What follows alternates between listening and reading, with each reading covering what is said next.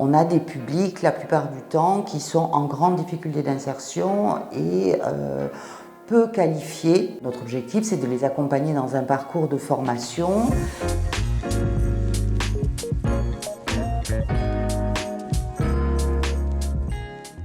À l'Insup, on met en place des formations pour des personnes en insertion professionnelle, de les amener à développer leurs compétences et puis à développer leur employabilité à l'issue de la formation.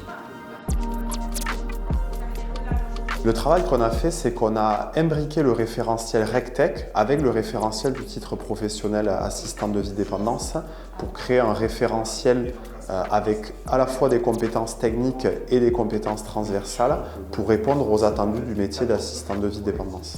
Pour moi, la force de l'outil RecTech, elle réside vraiment dans le fait que les stagiaires, après avoir utilisé cet outil, ils sont en capacité d'identifier, de valoriser et puis de verbaliser leurs compétences. La première chose qu'on aime bien faire, c'est faire le lien avec ce qu'elles ont déjà pu acquérir dans d'autres expériences professionnelles.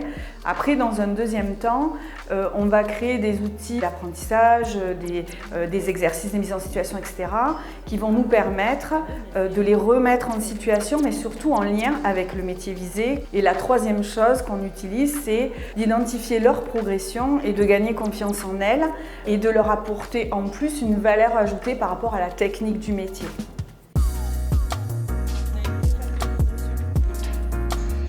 Après la formation, j'ai appris beaucoup de choses en fait. Mais ça m'a permis d'avoir confiance en moi et de m'exprimer.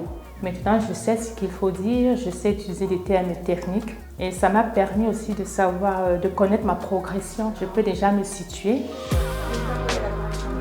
C'est vraiment satisfaisant pour les équipes de l'Insup de voir l'évolution des stagiaires et de trouver facilement derrière des opportunités professionnelles parce qu'elles arrivent à parler simplement et de manière positive de leur parcours et de leurs expériences et de leurs compétences.